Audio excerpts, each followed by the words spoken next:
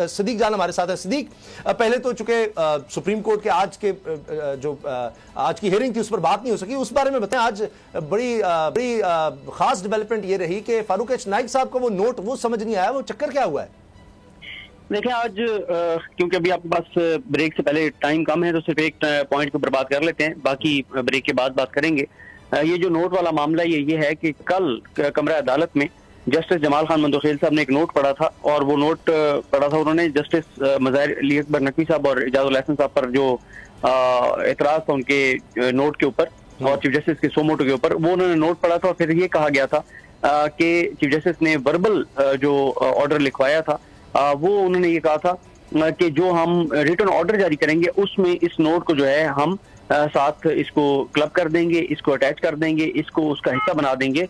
तो हुआ ये कि वो ऑर्डर तो कल नहीं आ सका, कल रिटर्न ऑर्डर नहीं आ सका, और आज भी जिस वक्त मैं आपसे बात कर रहा हूँ अभी तक आज की समाअत का भी रिटर्न ऑर्डर जो है वो नहीं आ सका। लेकिन हुआ ये कि आज जब फारूक एच नाइक साहब ने मुख्तलिफ पॉइंट्स उठाए और स्टेटमेंट पढ़ी पीडीएम की, PMLN, पीपल्स पार्टी, JUIF, इनकी एक ज्वाइंट स्टेटमेंट थी तीनों की, और उन्होंने कहा कि जी ये मेरी स्टेटमेंट नहीं है, ये उन पॉलिटिकल पार्टीज की स्टेटमेंट है जिनकी मैं नुमाइंदगी कर रहा हूँ। यानी वो पैगाम चीफ जस्टिस के लिए जो था और बेंच के लिए था वो आसिफ अली जरदारी साहब, शहबाज शरीफ साहब और मौलाना फजल रहमान का था। तो उसमें जो भी चीज थी वो उन तीनों की दी हुई थी। उसमें उन्होंने जब वो नोट पढ़ना शुरू किया तो चीफ जस्टिस ने कहा ये मंदोखेल साहब का नोट है। उन्होंने कहा जी। चीफ जस्टिस ने कहा मेरे पास तो नहीं है, आपके पास पहुंच गया, मेरे पास नहीं है। तो उस पर फिर फारूक एच नाइक साहब ने मामला जरा संभालने की कोशिश की और उन्होंने साथ ही कह दिया नहीं वो सर कल जब ये बात कर रहे थे तो हमारे फारूक एच नाइक साहब ने पढ़ना शुरू किया जवाब और उसमें वो नोट मौजूद था, तो उस पर चीफ जस्टिस ऑफ पाकिस्तान भी हैरान हुए। सिद्दीक, फिर क्या हुआ? चीफ जस्टिस पर हैरान हुए या बरहम भी हुए कि ये इनके पास कैसे पहुंच गया? वो हैरान ही हुए और कमरा अदालत में मौजूद बहुत से लोग हैरान हुए कि ये किस तरह हो गया कि एक नोट जो है वो जस्टिस मंदोखेल साहब का उनके साथ बैठे हुए चीफ जस्टिस जो उनसे 2 चेयर्स के बाद बैठे हुए हैं उन तक तो नहीं गया, लेकिन वो पीडीएम तक जो है वो पहुंच गया। और जब ये हुआ उसके बाद फिर उन्होंने चीज को कवर करने की कोशिश की फारूक एच नाइक साहब ने, और उन्होंने कहा नहीं वो कल हमारे वकला यहाँ बैठे थे, तो जब मंदोखेल साहब ने बात की थी तो हमारे वकला ने जल्दी जो है वो नोट कर लिया था। हालांकि उनके पास मंदोखेल साहब का जो नोट है उसकी कॉपी जो है वो मौजूद थी रोस्टम पर, और वो मुकम्मल उनके पास चीजें जो है वो मौजूद थी। लेकिन अब उसामा गाजी साहब और मुजम्मिल साहब इसमें जो बड़ी अब डेवलपमेंट हुई है वो ये हुई है कि जो पीडीएम है जो उन्होंने ज्वाइंट स्टेटमेंट दिया उसमें उन्होंने मुतालबा किया है कि मंडे को सबसे पहले बेंच की तश्कील के ऊपर जो है वो फैसला किया जाए, दलाइल सुने जाएं और उसके बाद फिर मेंटेनेबिलिटी काबिल समाअत होने या ना होने को देखा जाए। इसमें मैं आपको एक चीज बता दूं कि जो बेंच की तश्कील का मामला है वो सुप्रीम कोर्ट का फैसला भी मौजूद है, और सुप्रीम कोर्ट रूल भी ये कहते हैं कि वो चीफ जस्टिस का इख्तियार और इस्तेहकाक है, वो जो भी बेंच बना दें।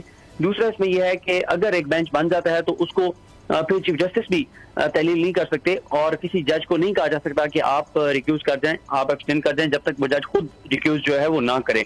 अब पहली जो पीडीएम की कोशिश होगी वो यही होगी कि वो मंडे को बेंच की तश्कील के ऊपर जो है वो बात करे, उसके बाद फिर काबिल समाअत वाला मामला आएगा। और काबिल समाअत वाले पे भी मैं आपको एक चीज अर्ज कर दूं, वो ये है कि इसमें पिटीशंस भी हैं, इसमें 184(3) भी है। अगर सुप्रीम कोर्ट इस नतीजे पे पहुंचती है कि सोमोटो नहीं लेना था तो फिर पिटीशन तो फिर भी मौजूद है।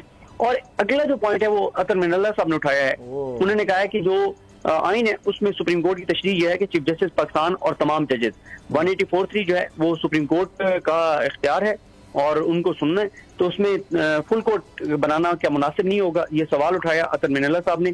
और इस सवाल की बेस पे फिर जो नून लीग के वकील हैं मंसूर उस्मान आवान साहब, उन्होंने ये मुतालबा किया है कि फुल कोर्ट बनाया जाए।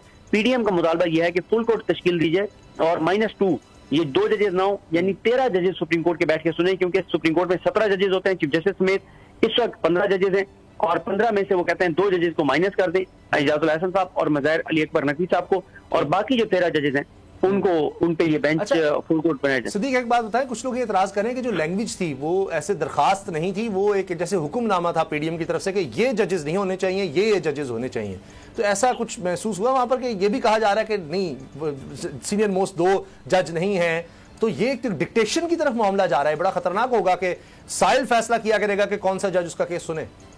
बिल्कुल, इसीलिए तो सुप्रीम कोर्ट ने कहा हुआ है कि कोई साइल किसी जज पे अगर एतराज करता है तो जज खुद फैसला करेगा अपने बायस का। और दूसरी बात यह है कि उसामा भाई एक बहुत इंपॉर्टेंट पॉइंट है, और वो ये है कि अभी देखें ना, टेरियन वाला जो केस है इस्लामाबाद हाई कोर्ट में, उसमें आमिर फारूक साहब ने एक बेंच बनाया है जिसमें आमिर फारूक साहब हैं, आमिर फारूक साहब के साथ दूसरे नंबर के जज मोहसिन सकियानी साहब हैं, और फिर उन्होंने जो अगले जजेज हैं वो मियां गुल हसन औरंगजेब साहब, बाबर सत्तार साहब, जहांगीरी साहब, इन सबको और याद साहब को इग्नोर करके, और उससे अगले नंबर के जो जज हैं सेकंड लास्ट नंबर के, उनको जो है वो बेंच में शामिल किया। तो ये चीफ जस्टिस का इस्तेहकाक और इख्तियार होता है। अब वहां पे तो तहरीक इंसाफ ने ये नहीं किया कि वो तस्वीरें चलाएं जजेस की, जी इतने जजेस को इग्नोर कर दिया है और ये ना सुने। ठीक है, अच्छा अब जेल भरो तहरीक की हम बात करते हैं मुज़म्मिल।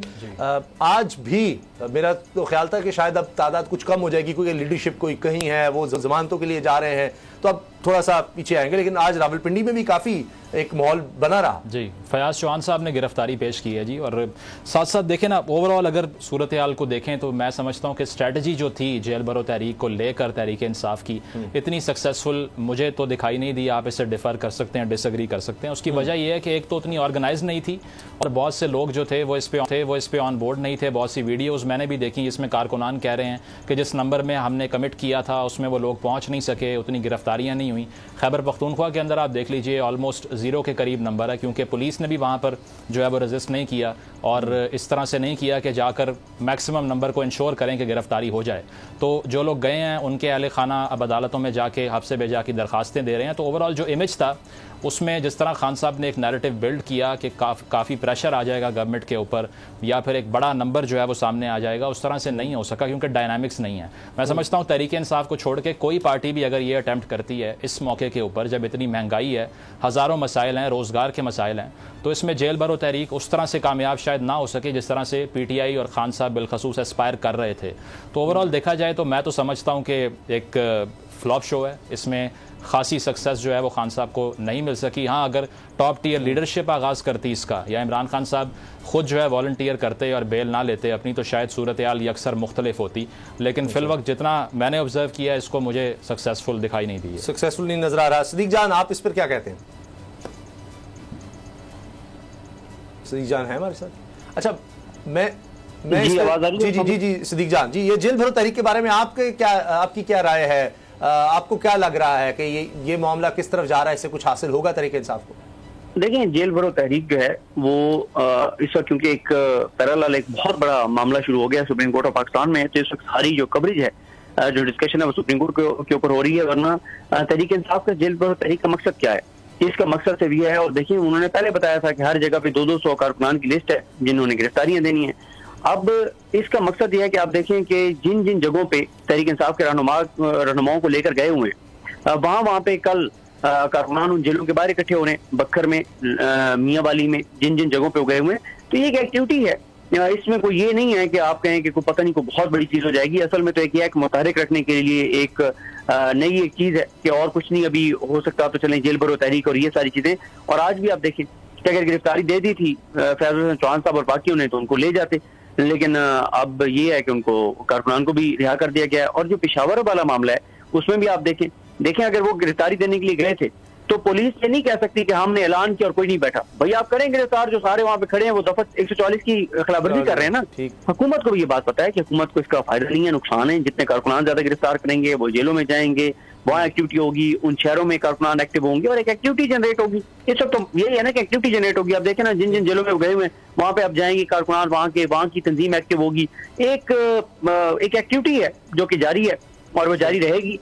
और एक ऐसी सूरत हाल में जब ख्वाजा आसिफ साहब का बयान मौजूद है कि लाहौर में जब मियां नवाज शरीफ साहब जिंदगी और मौत की कश्मकश में थे, 100 लोग भी नहीं निकले थे, तो कम से कम ज्यादा ही 100 से तो ज्यादा गिरफ्तारियां हो चुकी। इम्पोर्टेड हुकूमत और उनकी हवारियों की अदलिया के खिलाफ हर्जा सराई, मरियम नवाज की अदलिया और फाजिल जज साहिबान पर शदीद तनकीद। इस घिनौनी साजिश को बेनकाब करने पर बोल को एक दफा फिर नशरियात की बंदिश का सामना करना पड़ रहा है। बोल अदलिया की इज्जत के लिए खड़ा है और खड़ा रहेगा।